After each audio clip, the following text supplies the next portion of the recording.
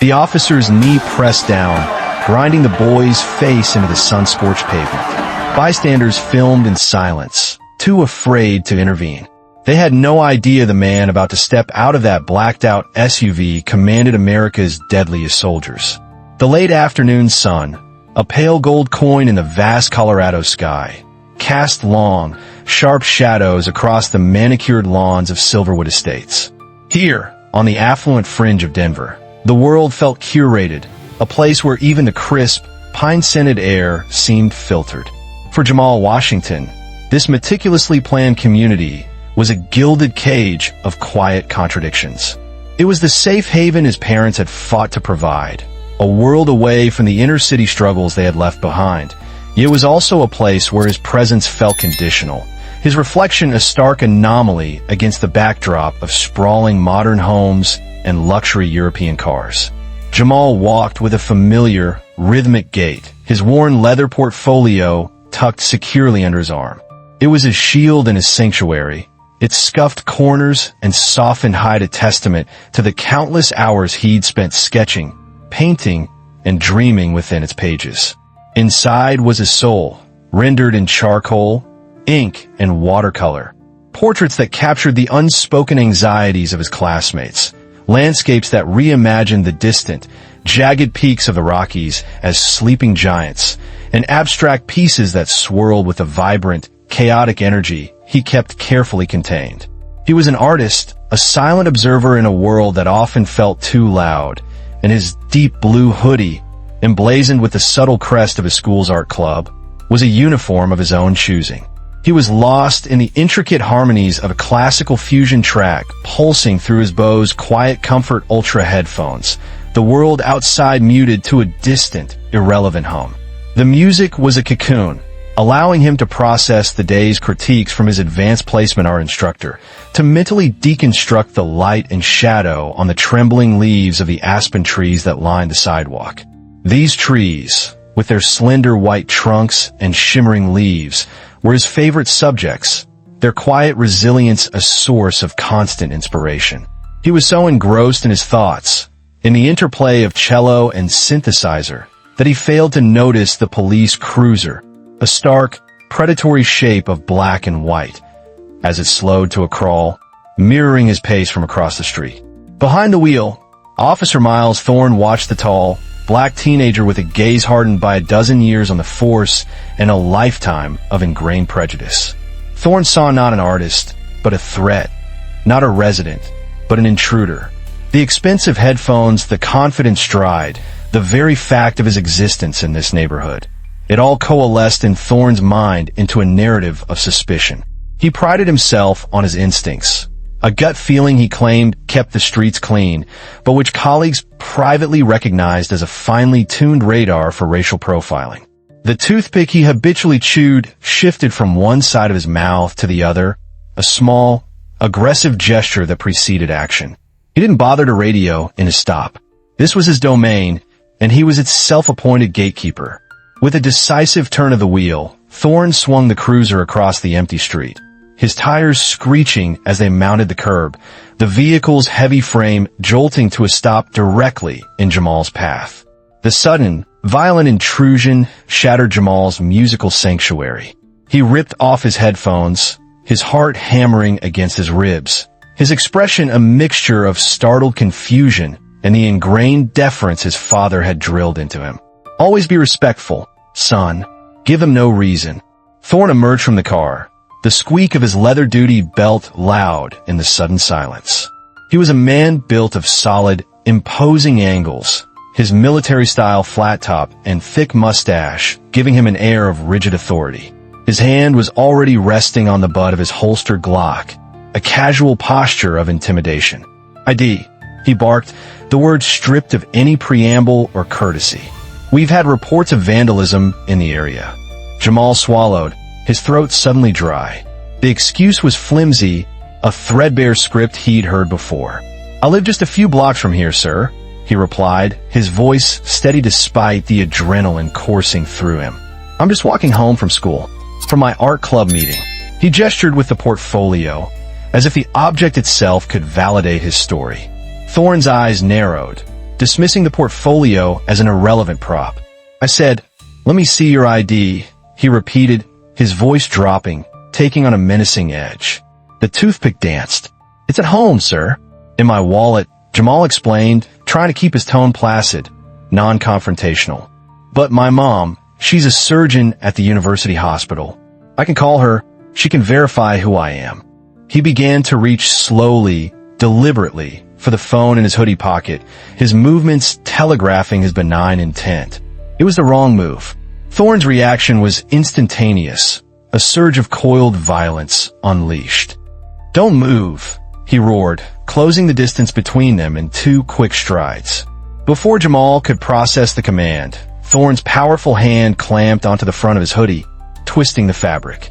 He slammed Jamal backward against the smooth, pale bark of a nearby aspen tree. The impact knocked the wind from his lungs, and his head connected with the trunk with a sickening thud.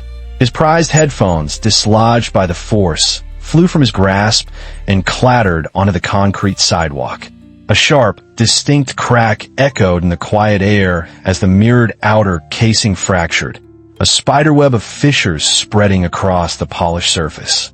The silence that followed was heavy, broken only by Jamal's ragged gasps and the cold, indifferent hum of the police cruiser's engine. The shattered calm of Silverwood Estates had just been irrevocably broken. The world swam back into focus for Jamal in fragmented, terrifying shards. The sharp, metallic tang of fear was on his tongue, and a dull, throbbing ache radiated from the back of his skull. His gaze fell upon his broken headphones, the fractured casing a stark symbol of the violation that had just occurred. A wave of disbelief, quickly followed by a surge of indignant anger, washed over him. "I didn't do anything," he protested, his voice rising, laced with a tremor of fear and confusion he couldn't suppress. "You can't just—" His words were cut short as Thorne, fueled by a potent cocktail of adrenaline and authority, spun him around with brutal efficiency. Jamal's shoulder protested with a sharp spike of pain as his arm was wrenched behind his back. The cold, unforgiving steel of handcuffs bit into his wrists. "Stop resisting," Thorne growled, his breath hot and stale against Jamal's ear. The accusation was absurd. Jamal wasn't fighting back, merely stumbling, trying to keep his balance as the officer cinched the cuffs with a final, painful click that sent a jolt up his arms. He was being handled not like a person, but like an object, a problem, to be neutralized. "Sir, please," Jamal pleaded, his voice cracking. He fought to keep the panic from overwhelming him, to remember his father's lessons. "Stay calm. Reason with them. I live right around the corner. My dad is Colonel Washington. You can call my mom at the hospital." He offered up his parents' credentials like a shield, a desperate appeal to a shared understanding of status and respectability that he hoped might penetrate the officer's wall of aggression. The mention of his father's rank seemed only to inflame Thorne's fury. It was as if Jamal's attempt to claim a place within the established order was a personal affront. Playing the daddy card, Thorne sneered, his voice dripping with contempt. "I don't care if your father is the President of the United States. Around here, you're just another punk." With the handcuffs secured, Thorne shoved him forward, away from the tree. Jamal stumbled, catching his footing on the uneven sidewalk. "What did I do wrong?"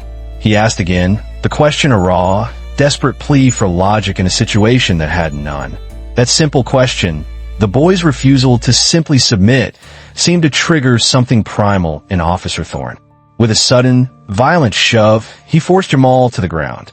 The world became a blur of concrete and sky before his face met the pavement with a brutal, scraping impact.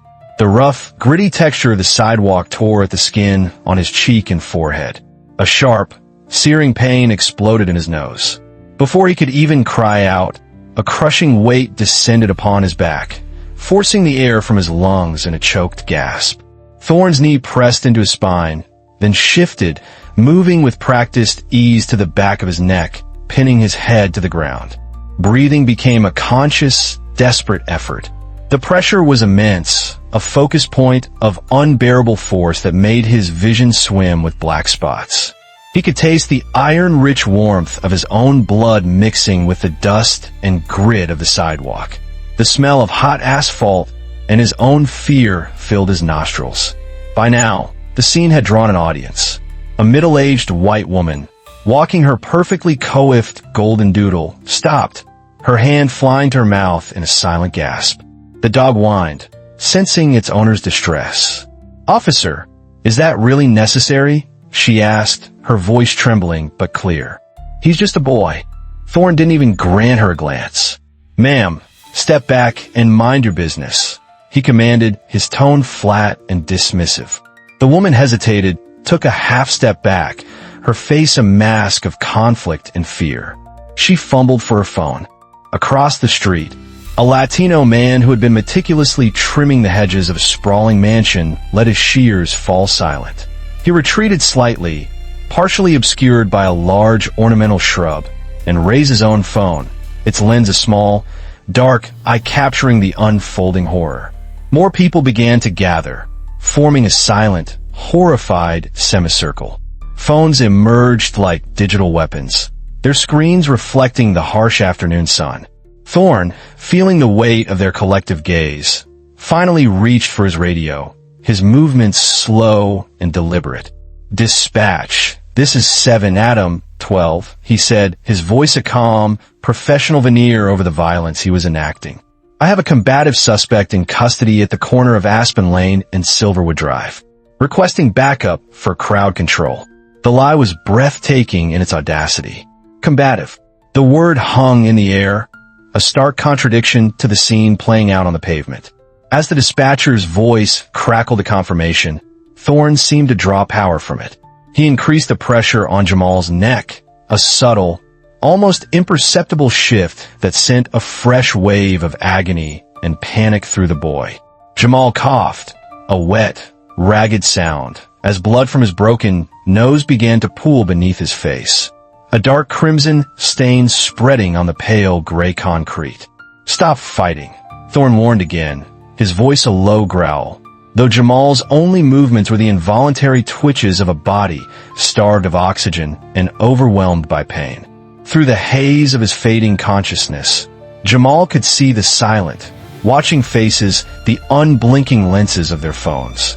He felt a profound and terrifying sense of isolation. He was the center of this drama, yet he was utterly alone.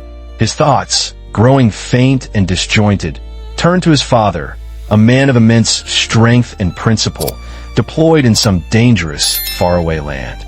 He wondered if he would ever see him again as the crushing weight on his neck became absolute, pulling him down into a suffocating darkness. Half a world away, the roar of the C-17 Globemaster's engines was a familiar lullaby to Colonel Andre Washington.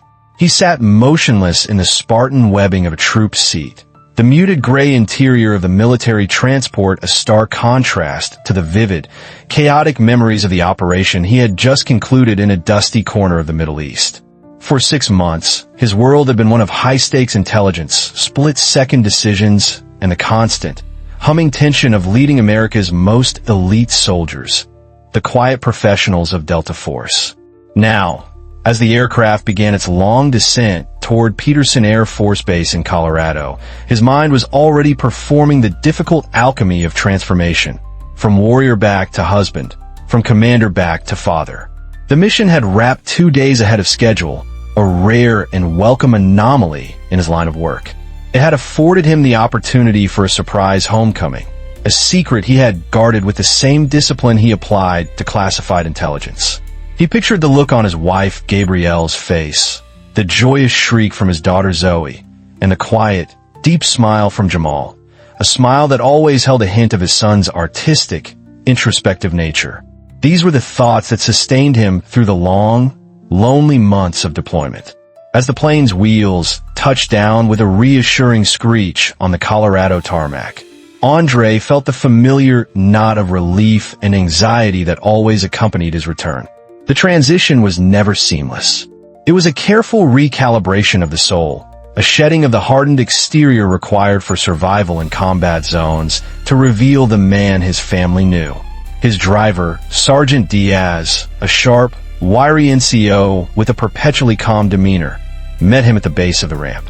A crisp salute, a firm handshake. "Welcome home, Colonel.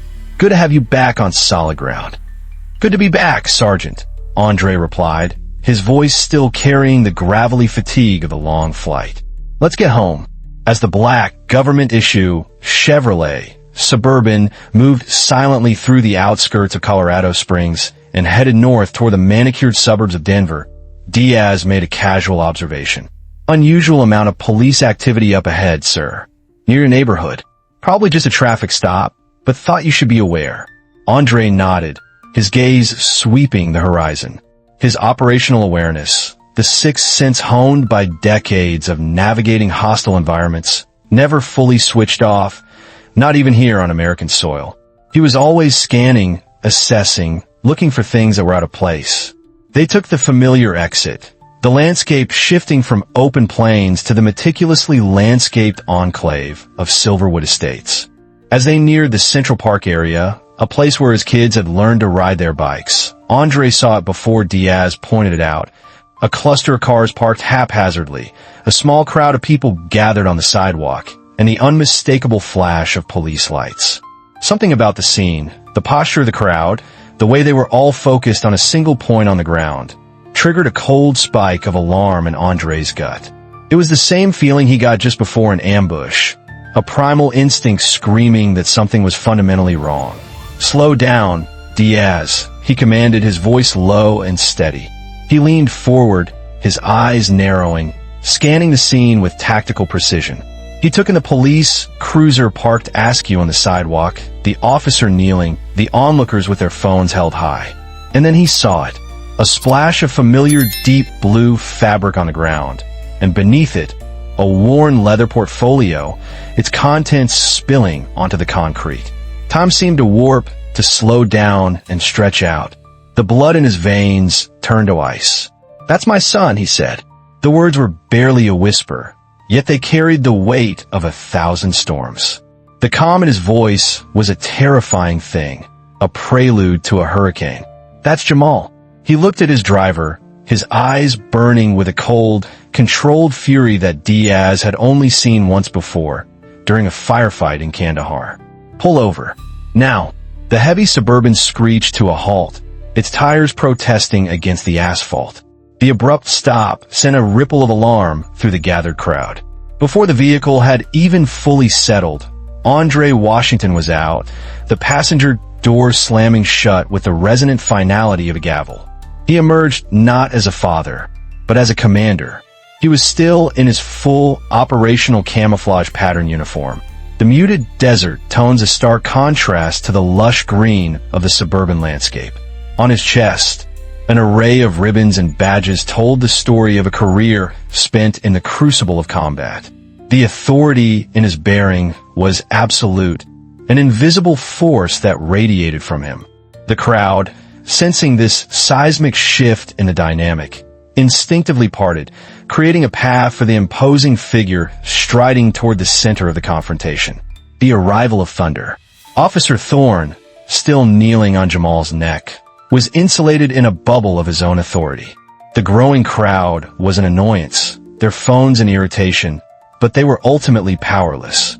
He was the one with the badge, the gun, and the law, or his interpretation of it, on his side. He looked up, his expression a mixture of impatience and contempt, as the imposing figure in military fatigues approached. He saw the uniform, but in his mind, it registered merely as another civilian trying to interfere.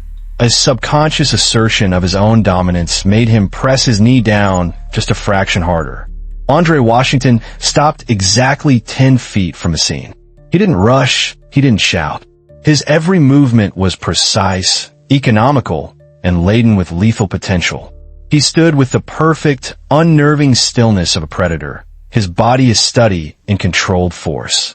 When he spoke, his voice was not loud, but it cut through the tense silence with the clarity of a field command, each word a carefully aimed projectile. "Officer," he began, his eyes locking onto Thorne's, "I am Colonel Andre Washington, United States Army. 1st Special Forces Operational Detachment Delta." He paused, letting the weight of the unit's legendary, almost mythical status sink in.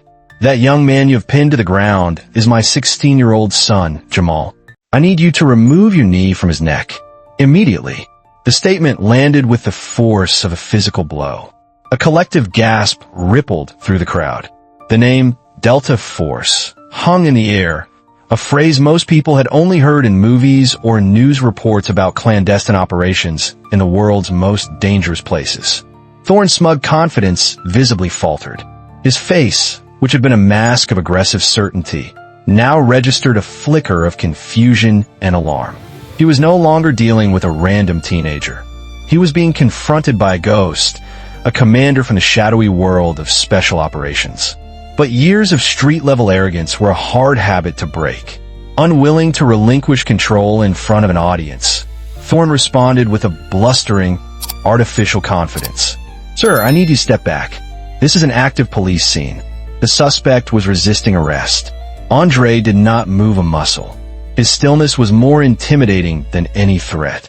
"I will comply with your request to maintain my position, officer," he said, his tone still unervingly calm. "However, the technique you are employing constitutes an unauthorized carotid restraint.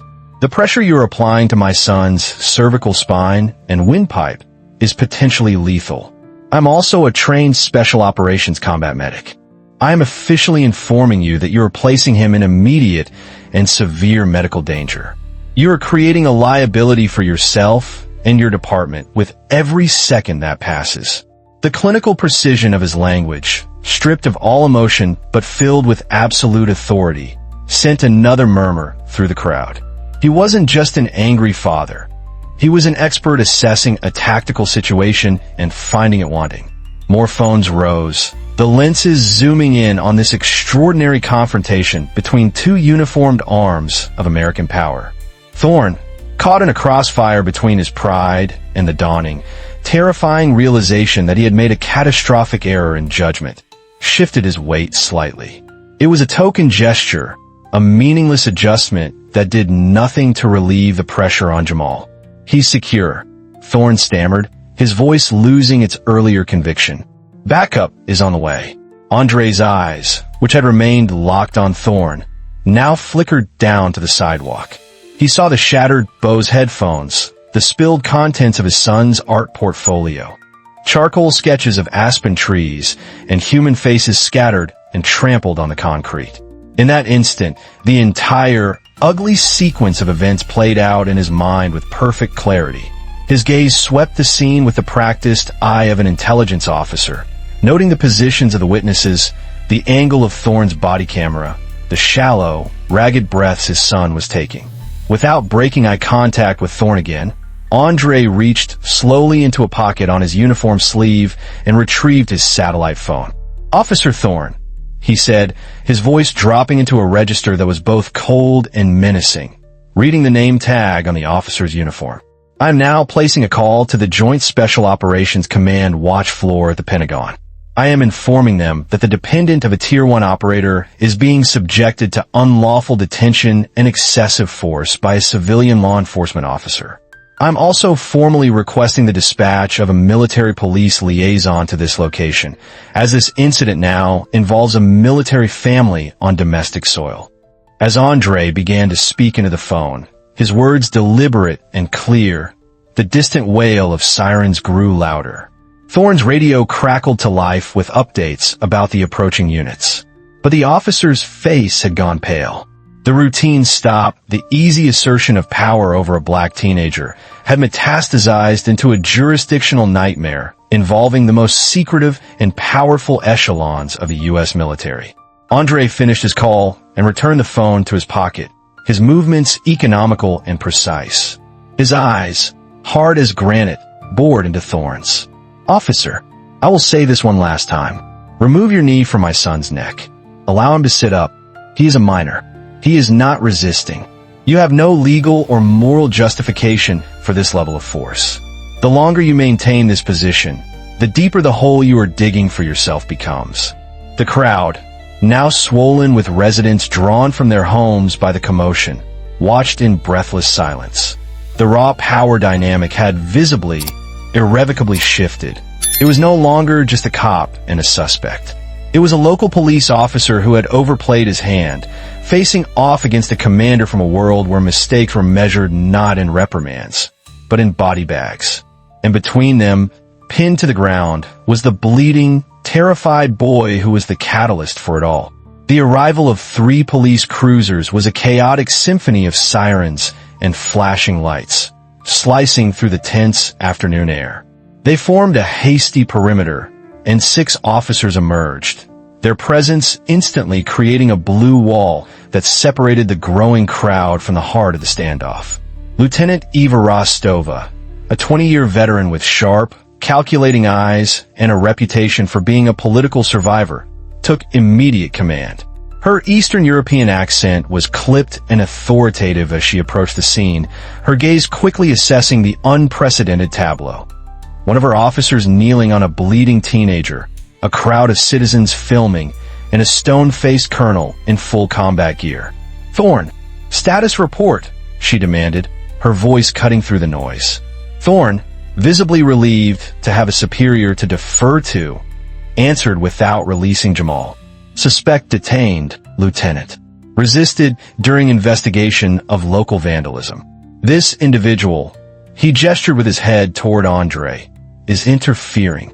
Rostova turned her attention to Andre, her eyes taking in the rank insignia on his collar and the decorations on his chest. She recognized the symbols of significant combat experience and high command. "Sir, I'm Lieutenant Rostova. I need you to step back so we can secure this scene." Andre stood his ground. His voice remained level, but it carried an unmistakable undertone of command that she, as a fellow officer, could not fail to recognize. "Lieutenant, I am Colonel Andre Washington. That is my 16-year-old son. He is being improperly restrained, and I have already informed your officer that he is in medical distress. I have requested that he be allowed to sit up. That request has been ignored." Rostova processed the information with the speed of a seasoned bureaucrat smelling a lawsuit. The military rank, the father-son connection, the crowd of witnesses. It was a public relations disaster in the making. "Thorne," she ordered, her tone sharp, "let the suspect sit up. Keep him cuffed, but get off of him."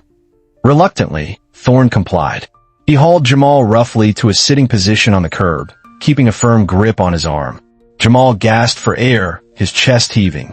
Blood trickled from his nose, and the raw abrasions on his cheek were starkly visible. Rostova then tried to de-escalate by separating the players. "Colonel, I understand your concern, but for everyone's safety, I need to have one of my officers take your statement over there." She gestured to a spot away from his son. Andre's response was swift and unequivocal. "Lieutenant, as the parent of a minor who is now in police custody, I have the legal right to remain present during any and all questioning or processing. I will not be separated from my son unless you can produce a court order or articulate a legitimate security threat, neither of which exists here." A murmur of approval rippled through the crowd. Andre's calm assertion of his rights resonated, a clear counterpoint to the brute force they had just witnessed. Rostova, realizing she was losing control of the narrative, signaled to her officers, "Clear this area now. This is an active police scene."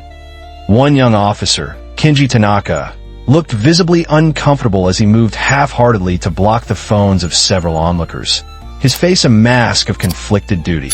Meanwhile, across town, the digital shockwaves of the incident were already hitting the shores of power. At Denver Police Department headquarters, Chief Michael Corrigan's phone began to light up with urgent calls. The first was from the district's sergeant, describing an escalating situation involving a military officer's son. The second, arriving just minutes later, was from General Marcus Vance at the Pentagon, his voice a cold, precise instrument of inquiry regarding the unacceptable treatment of a Tier 1 operator's family.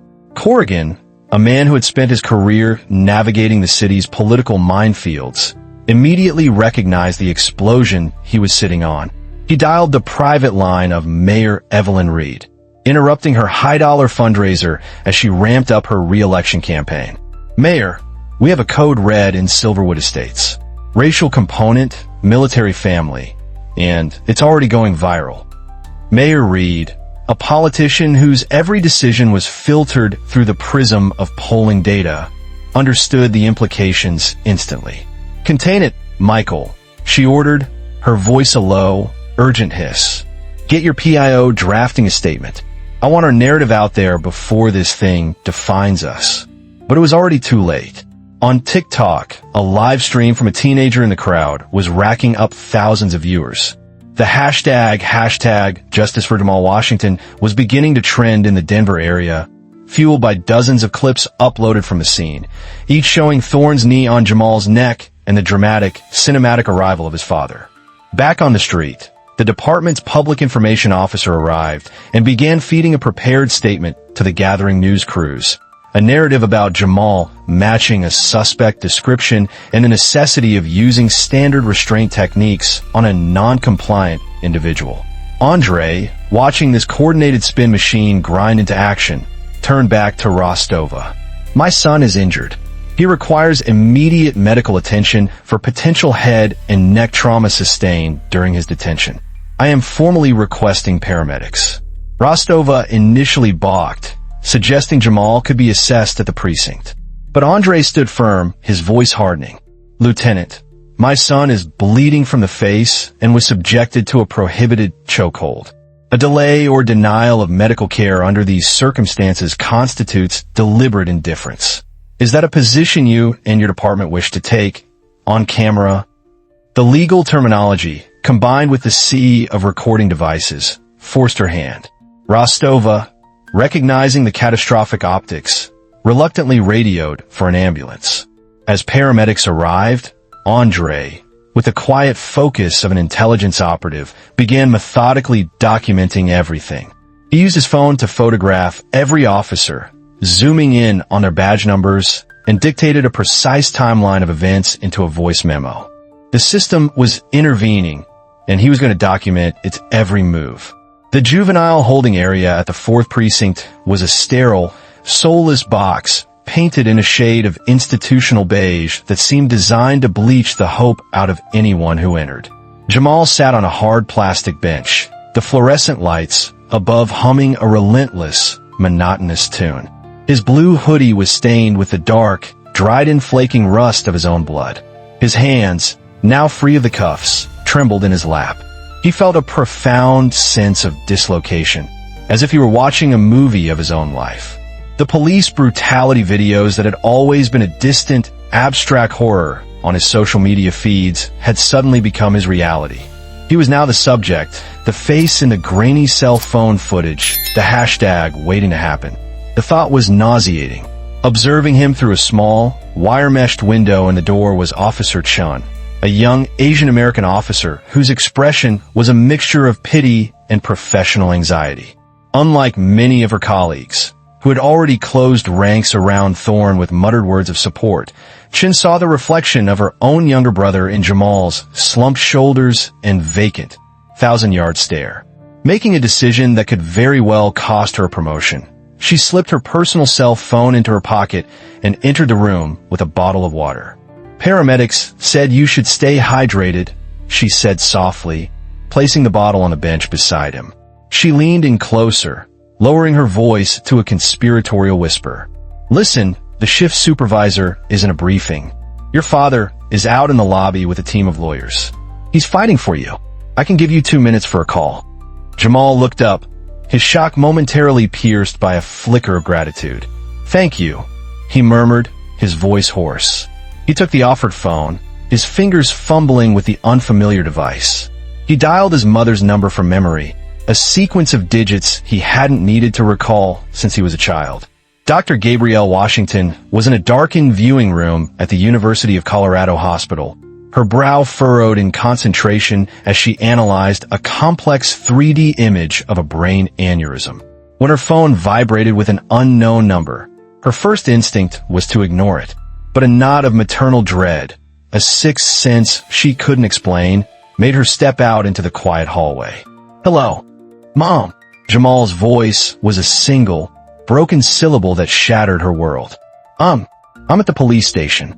Dad's here. He just got back." The torrent of contradictory information, her son in police custody, Her husband home from deployment left her momentarily speechless. Then, the surgeon's mind, trained to function with icy clarity in the midst of crisis, took over. "Jamal, are you hurt?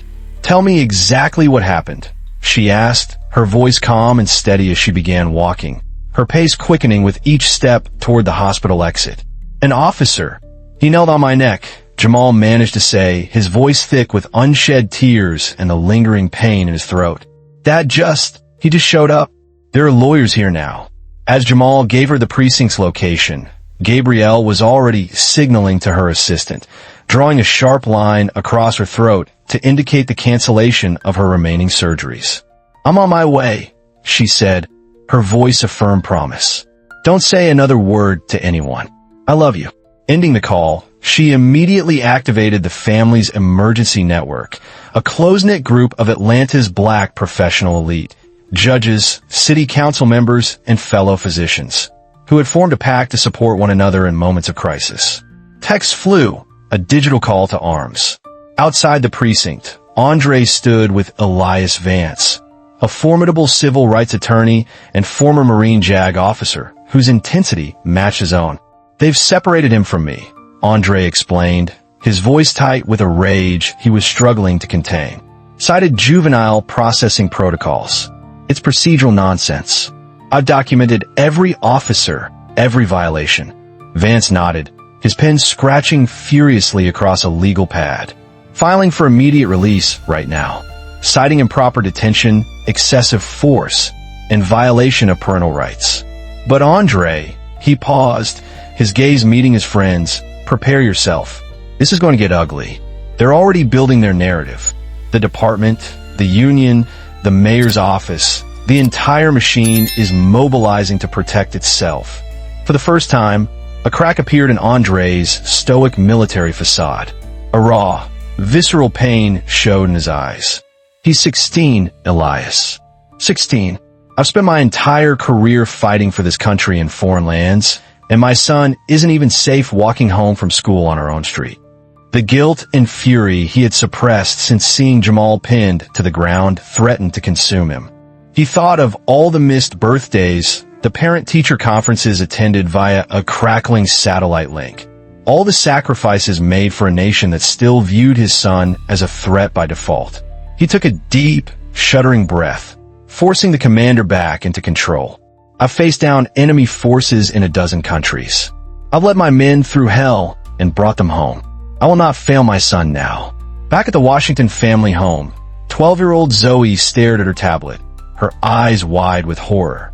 She was watching a TikTok video, a brutal 10-second loop of her brother's face being pressed into the sidewalk, set to a dramatic, somber soundtrack. She was too young to grasp the systemic complexities, but she was old enough to recognize the raw injustice. When her mother called, her voice strained but attempting calm, Zoe asked a question that cut straight to the heart of the American nightmare. "Mommy," she whispered, her voice trembling, "the video says the police wanted to kill Jamal. Is that true?" The question hung in the air, a devastating testament to her stolen innocence.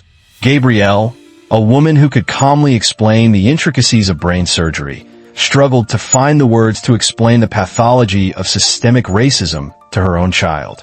"No, sweetheart. No. Daddy is there, and I'm on my way. Jamal is hurt, but he will be okay. But you need to understand, what happened to him was very, very wrong." As evening fell, the Washington home, once a sanctuary, became a target. The first of many threatening calls came through, a male voice spitting a venomous, "You people don't belong in Silverwood," before the line went dead. The family's trauma was just beginning. The first victory came swiftly, a sharp, decisive strike in the opening moments of the legal war. Judge Eleanor Vance, a no-nonsense jurist known for her impatience with bureaucratic stonewalling, granted Elias Vance's emergency motion. The Denver Police Department was given 24 hours to produce all body camera footage, dash cam recordings, and any other documentation related to Jamal Washington's arrest. The public's interest in transparency in this matter is paramount. Her ruling stated, the words a clear warning to the city. At DPD headquarters, Chief Corrigan, already feeling the political heat, assigned a team from the legal department to review the footage. The unstated mission was clear: find any legal loophole, any policy exception, to redact, delay, or minimize the disclosure. But the clock was ticking. When the digital files were finally delivered to Vance's office, a critical piece of the puzzle clicked into place. Officer Thorne's body camera had been activated after Jamal was already on the ground, handcuffed. The initial confrontation, the escalation, the slam against the tree, all of it had occurred before the official recording began. That's a direct violation of Department Policy 503.2. Vance noted, his voice grim. Continuous recording is mandatory during all civilian encounters. He turned it on deliberately late to create a false record. But Thorne's attempt to manipulate the narrative was clumsy and amateurish. Vance's team, through a flurry of subpoenas, quickly obtained two other crucial pieces of visual evidence. The first was the dashcam footage from Thorne's own cruiser. Though it didn't capture the physical altercation, it clearly showed him making a U-turn to follow Jamal without cause, and then accelerating and cutting him off on the sidewalk, a direct contradiction of his report, which claimed he was responding to a call. The second, and most damning, piece of evidence came from an unexpected source: the Silverwood Estates Homeowners Association.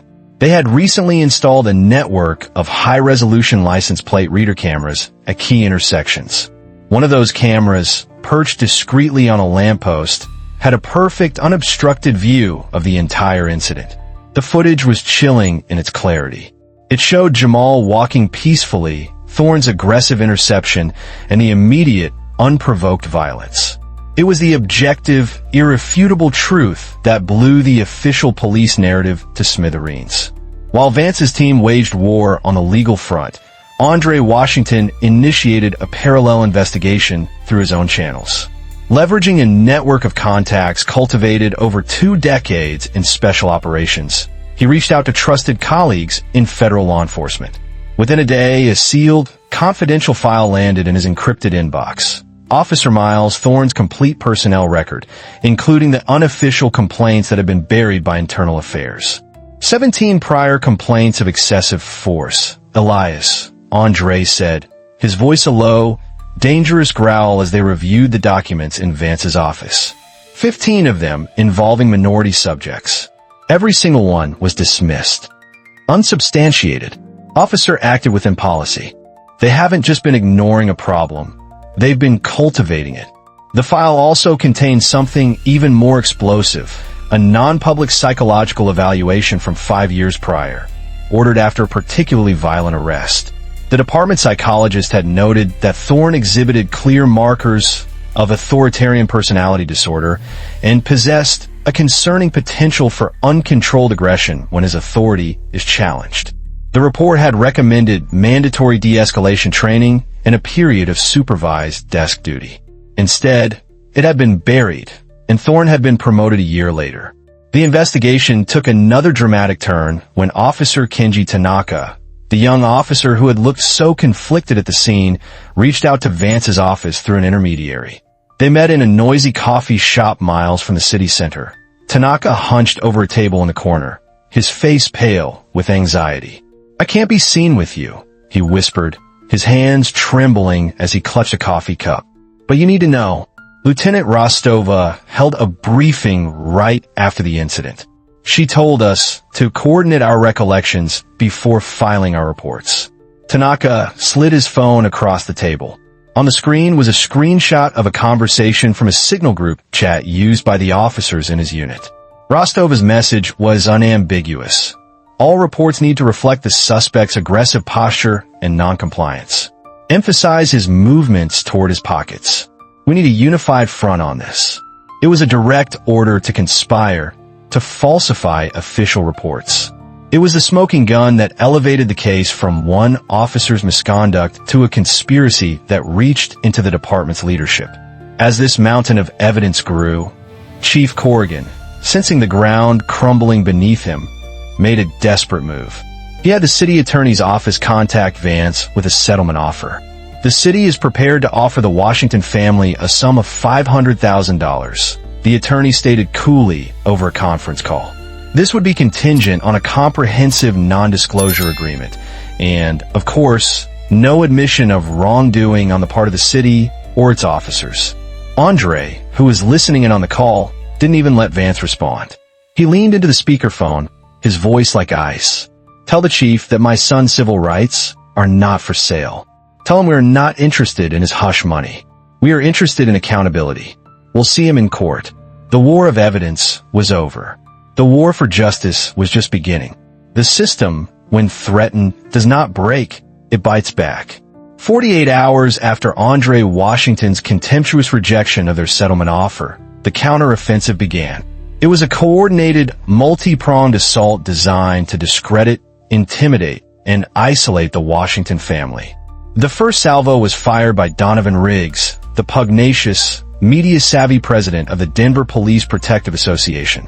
Standing before a phalanx of uniformed officers at a hastily arranged press conference, Riggs painted Officer Thorne not as an aggressor, but as a hero under siege.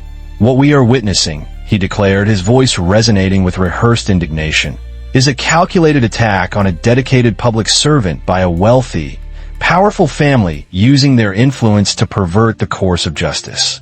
Officer Thorne is a decorated veteran who followed his training and his instincts to protect the residents of Silverwood Estates.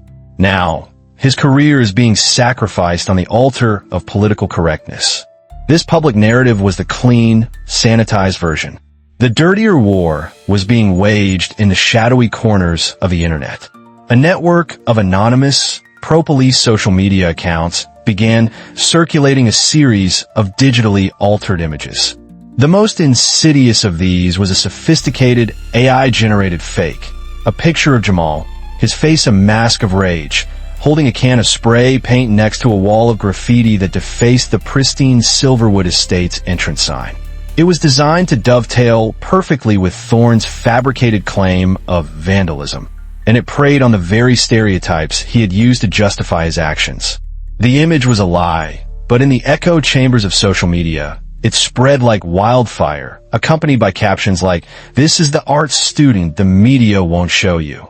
The attacks quickly became personal and professional. Dr. Gabrielle Washington arrived at the hospital to find herself the subject of an anonymous, formal complaint filed with both the hospital's board and the Colorado Medical Board. The complaint alleged that she had exhibited erratic and emotionally unstable behavior in the operating room, a baseless but professionally devastating accusation designed to undermine her credibility as a witness and a mother.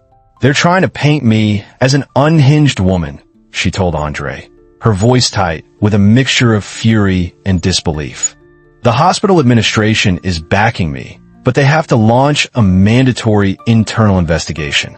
It's a procedural tactic to tie me up, to distract and exhaust us." Simultaneously, Andre faced a more subtle but equally venomous attack from within his own world. General Vance called him on a secure line, his voice heavy with frustration. "Andre, I need you to be aware, questions are being raised through back channels. Someone is whispering in the ears of the Senate Armed Services Committee, suggesting your pursuit of this civil case constitutes a conflict of interest that could compromise your judgment on national security matters. It's a disgusting, baseless smear, but they are formally requesting a review of your security clearance." The threat was existential. Andre's security clearance was the bedrock of his career, the culmination of decades of service and sacrifice. To lose it would be to lose his identity. It was a sophisticated, deeply cynical move, targeting the very core of his being. Mayor Evelyn Reed, who had initially paid lip service to a full and impartial investigation, began to pivot as her internal polling showed the incident was hurting her with key demographics in her upcoming election. At a closed-door meeting with influential business leaders, she framed the issue not as one of justice, but of civic stability. "While this incident is deeply unfortunate," she told the assembled group, "a protracted, high-profile legal battle will be devastating for our city's image and business climate. We need to find a way to let the community heal." Her office began dispatching intermediaries, community pastors, influential business owners, to the Washingtons, urging them to think of the city and accept a settlement, a transparent attempt to pressure them into silence before the election. At school, Jamal found himself in a social no-man's land. The friends who had once filled his days with easy laughter now treated him with a mixture of awkward pity and fearful distance. He was no longer just Jamal. He was a symbol, a controversy, and it was a heavy burden for a 16-year-old to bear. The school resource officers, who had previously been friendly faces in the hallway, now watched him with a cold, suspicious scrutiny, their gazes following him from class to class. His basketball coach, citing concerns about team focus and outside distractions, gently suggested he take a break from practice. Each interaction was a fresh cut, a reminder that the world he had known was gone, replaced by one where he was permanently marked. The intimidation escalated. The family's home security system, a state-of-the-art network of cameras and sensors, began logging alerts in the dead of night. Vehicles without license plates idling at the end of their cul-de-sac, figures walking the perimeter of their property before melting back into the darkness. Then came the direct threats, anonymous emails with their home address in the subject line, containing messages like, "Race traitors get what they deserve." The final straw came when Elias Vance's law office was broken into. The thieves ignored the computers, the petty cash, the expensive art on the walls. They went straight for the file cabinets, rifling through the physical documents related to Jamal's case. It was a clumsy, intimidating message. They weren't trying to steal anything, Vance told Andre. They were trying to see what we have, who our witnesses are. They're getting desperate. That night, the Washington family left their home, relocating to a secure, undisclosed apartment arranged by General Vance. As they packed a few essential belongings, the beautiful house they had worked so hard for felt less like a home and more like a target. The system wasn't just fighting back, it was laying siege. And it was becoming terrifyingly clear that it would stop at nothing to protect itself. The sterile, anonymous corporate apartment became their war room. In the center of the living room, Andre Washington stood before a large tactical whiteboard, the kind he would normally use to map out a hostage rescue operation. With sharp, decisive strokes of a dry erase marker, he diagrammed the battlefield. He listed the enemy combatants, the DPD, the police union, the mayor's office. He mapped out their assets, institutional power, media influence, a capacity for intimidation. Then, he began to map out their own. "We have been on the defensive," he said, his voice calm and resolute, addressing the small team assembled before him. Gabrielle, Elias Vance, and Shanice Taylor, a sharp, fearless community activist whose grassroots organization had been the first to mobilize protests. That ends now. We are launching a counteroffensive on 4 fronts: legal, medical, community, and political. We will not just respond to their attacks. We will set the terms of engagement. The first front was Gabrielle's. Leveraging her unimpeachable reputation in the medical community, she organized a coalition of emergency room physicians, surgeons, and trauma specialists from across the Denver metro area. Their mission: to create and implement a standardized protocol for documenting injuries sustained during police encounters, independent of police reports. "We will create a medical record of the truth," she explained during a secure video conference with the heads of 5 major hospitals. "We will use medical imaging, forensic photography, and standardized injury assessments to build a database of objective, scientific evidence. When their reports say minor abrasions, our data will show soft tissue damage and nerve compression." Their work quickly revealed a shocking pattern: a systemic department-wide practice of underreporting the severity of injuries inflicted by officers. Andre's front was the military community. He activated his personal network, not as a commander pulling rank, but as a fellow soldier asking for support. The response was overwhelming. He formed a new organization, the Oath Keepers for All, a group of decorated veterans of color who had their own stories of their families being targeted by police. Their first public appearance was a silent, powerful protest on the steps of the state capitol. Dressed in their service uniforms, their chests gleaming with medals earned in Iraq and Afghanistan, they stood in silent formation. As the media gathered, they did not chant or shout. In a single, coordinated movement, Each veteran took out a polishing cloth and began to meticulously shine their medals. The symbolism was devastatingly effective. Men who had fought for American ideals abroad were now being forced to defend those same ideals at home against their own countrymen. On the legal front, Elias Vance escalated the fight exponentially. He amended the initial lawsuit, transforming it from a single case of excessive force into a massive class action lawsuit. He joined Jamal's case with the documented stories of 23 other minority individuals who had been victimized by a pattern of racial profiling and violence in Denver suburbs. But he didn't stop there. He also named a new defendant. The tech company that provided the DPD with its predictive policing software, arguing that the algorithm itself was encoded with racial bias, creating a feedback loop that disproportionately targeted minority communities. The lawsuit was no longer just about a bad cop. It was about a corrupt system, from the street-level officer to the code that guided him. Shanice Taylor, the activist, orchestrated the community front with the precision of a field marshal. She organized nonviolent demonstrations, but with a strategic brilliance that turned the police's own tactics against them. She placed the uniformed veterans of the Oath Keepers for All at the very front of every protest march. Let them tear gas a man with a purple heart, she told her organizers. Let the cameras see them arresting a soldier who took a bullet for this country. We will make every media image a referendum on patriotism and justice. The strategy neutralized the opposition's attempts to paint the protesters as anti-American, framing the conflict instead as one between true patriots and those who betrayed the nation's founding principles. The coordinated multi-front war began to create fractures in the opposition's unified wall. The constant negative media attention, amplified by the powerful imagery of soldiers protesting, started to erode Mayor Reed's support. City council members, smelling blood in the water, began to publicly distance themselves from her and Chief Corrigan, calling for independent oversight of the police department. The all-out war was no longer just about defending the Washington family. It was about taking the fight to the heart of the system, forcing it to confront the corruption it had harbored for so long. They were no longer under siege. They were the ones laying siege. Every fortified structure has a breaking point. Under the relentless, multi-front assault from the Washingtons and their allies, the monolithic wall of the Denver Police Department began to show cracks. The first to crumble was Deputy Chief Samuel Adebayo, a proud, Nigerian-born officer just months from retirement after a 30-year career. He had watched the department he loved rot from the inside, and he had decided he would not retire in silence.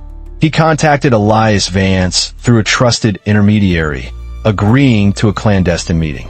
In the sterile anonymity of a suburban hotel room, Adebayo, a man of immense physical and moral stature, handed Vance a small, encrypted USB drive. "I have been keeping a record for 20 years, he said, his voice heavy with the weight of his conscience. Every time an order was given to bury a complaint, every time a promotion was based on loyalty instead of merit, every time I heard a racist joke in a command staff meeting, I documented it. This drive contains audio recordings of meetings I was told never happened." Adebayo's evidence was a bombshell, a meticulously curated archive of the department's systemic corruption, narrated by the voices of its own leaders. He was the ultimate insider, and his testimony would be irrefutable. His courageous act created a permission structure for others. Officer Kenji Tanaka, emboldened by Adebayo's leadership, came forward with more than just screenshots. He agreed to wear a wire, capturing a conversation in which Lieutenant Rostova explicitly coached him on how to phrase his testimony to the internal affairs investigators. "Just stick to the script," Tanaka, Rostova's voice could be heard saying on the recording. "Remember, you perceived a threat. Your perception is all that matters. It's your word against theirs." The most significant crack, however, came from an unexpected source. Lieutenant Rostova, the consummate political survivor, saw the writing on the wall. She saw that Chief Corrigan and the Union were preparing to make her and Thorne the designated scapegoats, the bad apples, to be sacrificed to save the tree. Recognizing that her loyalty would not be rewarded, She made a calculated move to save herself. Through her own attorney, she sent a secret proffer to the district attorney's office. She was willing to testify, under oath, that the practice of coordinating recollections and falsifying reports in high-profile cases was not her invention, but a long-standing, unwritten policy directed from the chief's office itself. She had emails, she claimed, from Corrigan's personal account, instructing her on how to manage the narrative in previous incidents involving excessive force. Her betrayal was not an act of conscience, but of self-preservation. It was, however, no less devastating to the department's defense. The news of these internal defections sent a shockwave through the rank and file. Officer Miles Thorne, who had been lionized by the Union and portrayed as a victim, suddenly found himself isolated. His phone calls to former allies went unanswered. The colleagues who had clapped him on the back now avoided his gaze in the hallway. He was becoming a pariah, a liability. Sensing this vulnerability, Elias Vance made a strategic move. He had the DA's office approach Thorne's union-appointed lawyer with a potential deal. "Your client is looking at serious federal time for civil rights violations," the prosecutor told him. "But if he is willing to provide a full and truthful account of the unofficial networks operating within the DPD, including the names of officers who have engaged in similar misconduct, we are prepared to discuss a plea agreement."